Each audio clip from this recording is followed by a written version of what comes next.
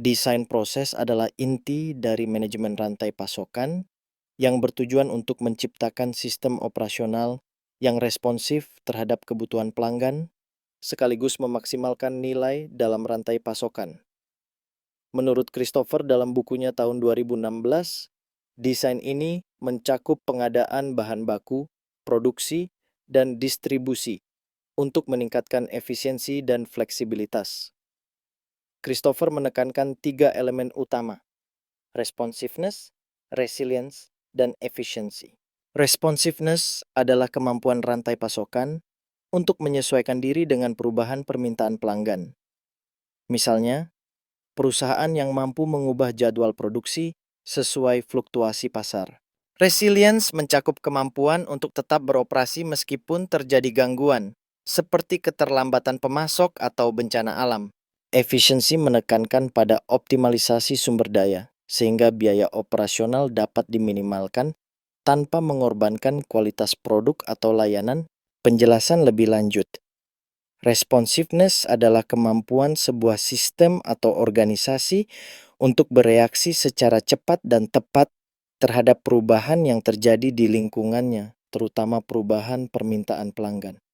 Ini seperti sebuah mobil yang dapat dengan cepat mempercepat atau memperlambat sesuai dengan kondisi jalan. Contoh, bayangkan sebuah toko online yang menjual pakaian. Ketika musim dingin tiba, permintaan akan jaket dan sweater meningkat drastis. Sebuah toko online yang responsif akan segera meningkatkan stok produk-produk tersebut, melakukan promosi yang relevan, dan bahkan mungkin menyesuaikan tampilan website mereka untuk menampilkan produk-produk musim dingin. Mengapa penting? Responsiveness penting karena pelanggan saat ini mengharapkan pelayanan yang cepat dan personal. Dengan menjadi responsif, perusahaan dapat mempertahankan pelanggan yang sudah ada dan menarik pelanggan baru. Resilience, ketahanan. Penjelasan lebih lanjut. Resilience adalah kemampuan suatu sistem untuk bertahan dan pulih dari gangguan atau bencana. Ini seperti sebuah pohon yang kuat yang dapat bertahan dari badai. Contoh, bayangkan sebuah pabrik yang memproduksi makanan. Ketika terjadi gempa bumi, pabrik tersebut mengalami kerusakan yang cukup parah. Namun, karena memiliki sistem cadangan yang baik dan prosedur darurat yang jelas, pabrik tersebut dapat segera beroperasi kembali dalam waktu yang relatif singkat. Mengapa penting? Resilience penting karena gangguan atau bencana dapat terjadi kapan saja dan di mana saja. Dengan memiliki ketahanan yang tinggi, perusahaan dapat meminimalkan dampak negatif dari gangguan tersebut dan menjaga kelangsungan bisnis. Efisiensi. Penjelasan lebih lanjut. Efisiensi adalah kemampuan untuk mencapai hasil yang maksimal dengan menggunakan sumber daya yang minimal. Ini seperti seorang pelari maraton yang dapat mempertahankan kecepatan yang konsisten sepanjang lomba dengan menghemat energi. Contoh, bayangkan sebuah perusahaan manufaktur yang memproduksi mobil. Perusahaan tersebut menggunakan robot untuk melakukan tugas-tugas yang berulang, sehingga dapat mengurangi jumlah tenaga kerja yang dibutuhkan dan meningkatkan kecepatan produksi. Selain itu, perusahaan tersebut juga menggunakan sistem manajemen persediaan yang canggih untuk meminimalkan biaya penyimpanan. Mengapa penting? Efisiensi penting karena dapat membantu perusahaan mengurangi biaya produksi, meningkatkan profitabilitas, dan menjadi lebih kompetitif. Hubungan antara ketiga konsep. Ketiga konsep ini saling berkaitan dan saling mendukung. Sebuah perusahaan yang responsif, resilient, dan efisien akan lebih mampu menghadapi tantangan bisnis di era yang semakin dinamis dan kompetitif. Jadi gimana sampai sini, apa ada yang mau ditanyakan? Saya berikan waktu 1 menit untuk kalian menuliskannya di LMS di sesi diskusi, dimulai dari sekarang, sebelum saya lanjutkan ke pembahasan berikutnya.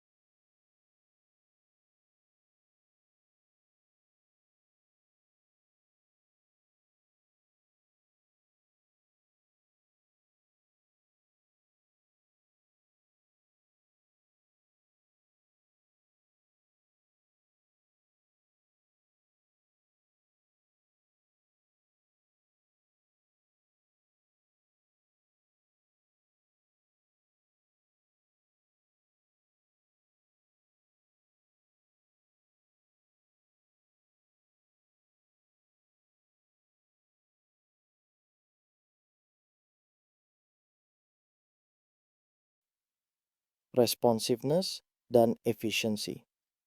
Perusahaan yang responsif dapat meningkatkan efisiensi dengan mengoptimalkan sumber daya untuk memenuhi permintaan pelanggan yang berubah-ubah. Resilience dan efisiensi. Perusahaan yang resilient dapat mempertahankan efisiensi meskipun terjadi gangguan, karena mereka memiliki sistem cadangan dan prosedur darurat yang baik. Responsiveness dan resilience. Perusahaan yang responsif dapat lebih mudah beradaptasi dengan perubahan, sehingga lebih mudah untuk membangun ketahanan. Implementasi dalam bisnis. Untuk menerapkan ketiga konsep ini dalam bisnis, perusahaan dapat melakukan hal-hal berikut: membangun sistem informasi yang terintegrasi. Sistem informasi yang baik dapat membantu perusahaan mengumpulkan data yang relevan, menganalisis data tersebut, dan membuat keputusan yang lebih baik. Membuat rencana kontingensi. Rencana kontingensi dapat membantu perusahaan untuk menghadapi berbagai macam gangguan atau bencana. Melakukan perbaikan terus-menerus. Perusahaan harus terus-menerus mencari cara untuk meningkatkan efisiensi dan efektivitas operasi. Kesimpulan, responsiveness, resilience, dan efisiensi adalah 3 konsep penting yang harus dimiliki oleh setiap perusahaan yang lebih baik. 3 pilar utama. Desain proses itu seperti membangun rumah. Kita perlu 3 pilar utama agar rumah itu kokoh dan fungsional. Pilar pertama adalah pengadaan bahan baku yang seperti pondasi rumah. Pilar kedua adalah produksi barang atau jasa yang seperti kerangka rumah.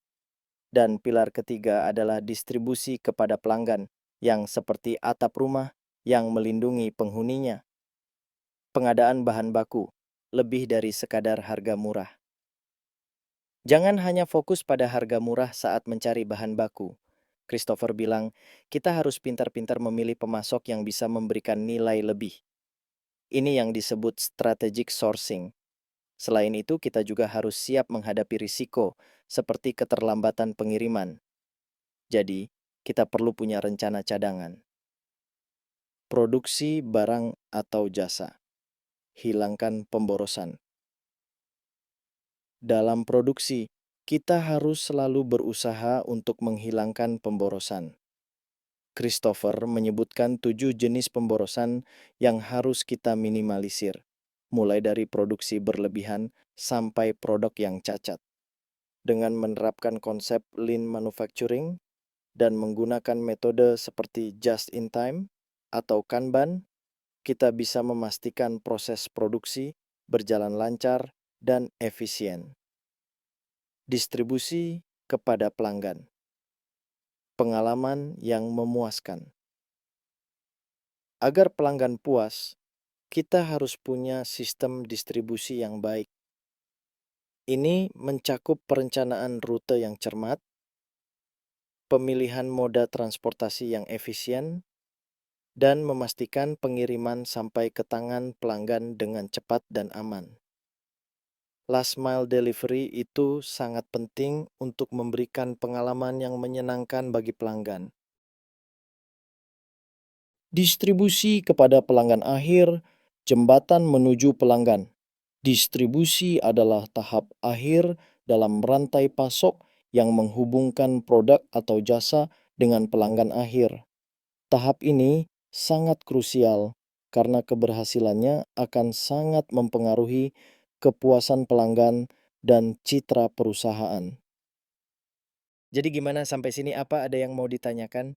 Saya berikan waktu 1 menit untuk kalian menuliskannya di LMS di sesi diskusi, dimulai dari sekarang, sebelum saya lanjutkan ke pembahasan berikutnya.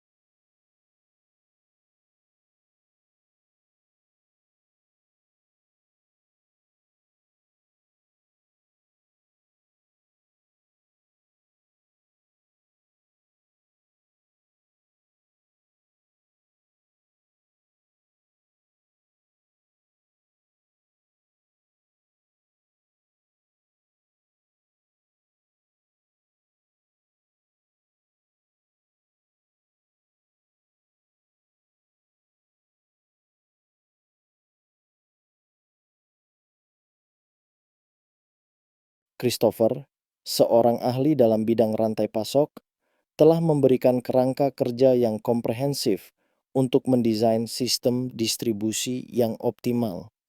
Elemen-elemen kunci dalam desain distribusi, network design, peran gudang dan pusat distribusi.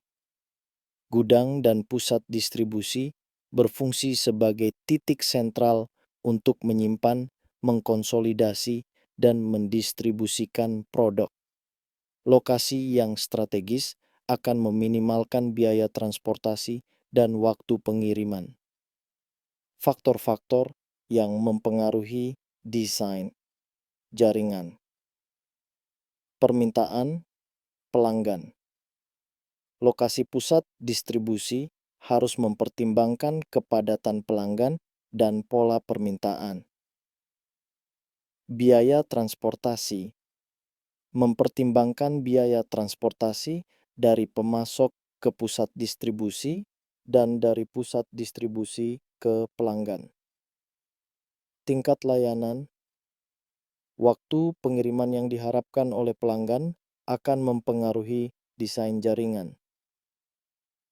Tingkat risiko. Faktor seperti bencana alam atau gangguan politik perlu dipertimbangkan dalam desain jaringan untuk memastikan kontinuitas pasokan. Teknologi dalam network design, sistem manajemen gudang, WMS, dan perangkat lunak perencanaan sumber daya perusahaan, ERP, dapat membantu dalam mengoptimalkan desain jaringan dan mengelola inventory. Transport optimization. Pemilihan moda transportasi. Pilihan moda transportasi akan bergantung pada karakteristik produk, jarak tempuh, dan tingkat layanan yang dibutuhkan. Moda transportasi yang umum digunakan antara lain truk, kereta api, kapal laut, dan pesawat udara. Rute optimasi. Penggunaan perangkat lunak. Perencanaan rute dapat membantu dalam menentukan rute pengiriman yang paling efisien dengan mempertimbangkan faktor-faktor seperti jarak, waktu tempuh, dan biaya.